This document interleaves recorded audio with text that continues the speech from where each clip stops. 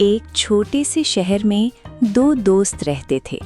एक का नाम हारिस था और दूसरे का नाम सलमान। दोनों बचपन से साथ थे, एक साथ स्कूल गए, एक साथ खेले, एक साथ बड़े हुए। उनकी दोस्ती देखकर सब उनकी तारीफ करते थे। लोग कहते थे, ये दोस्त तो मिसाल हैं। हारिस बहुत गरीब था। उसके पास ना तो अपना घर था, ना गाड़ी, ना पैसे।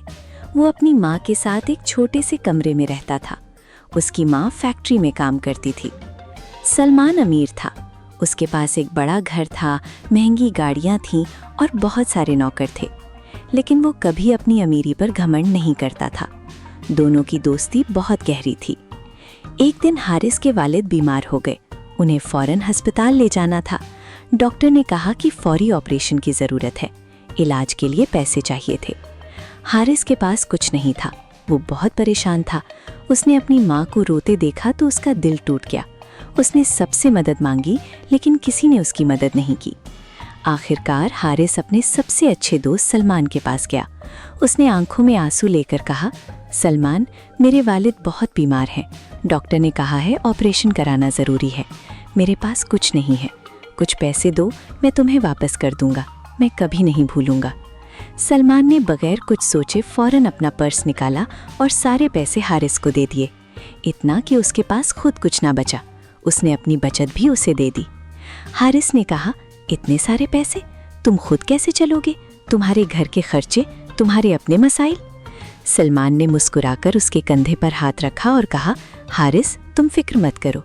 तुम्हारे वालिद की जान बचना ज़्यादा ज़रूरी है। दोस्त के काम आना ही दोस्ती है।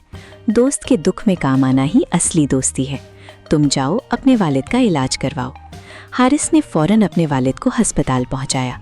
इलाज हुआ और कुछ दिनों बाद हारिस के वालिद ठीक हो गए। जब हारिस के वालिद होश में आए तो उन्होंने सबसे पहले सलमान का नाम लिया। हारिस ने सलमान का शुक्रिया अदा किया। सलमान ने कहा, शुक्रिया की कोई बात नहीं, दोस्त हैं, काम आया। दोस्त के लिए तो जान भी दे सकते हैं। कुछ साल बाद किस्मत ने पलटा खाया। सलमान की किस्मत फिर गई। उसकी नौकरी चली गई। उसका कारोबार भी ठप हो गया। उसके पास कुछ न रहा।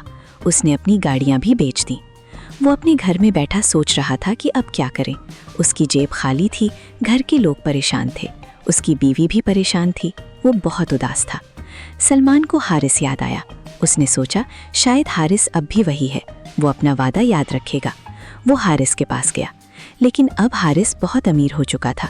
उसने अपना बड़ा कारोबार कर लिया था।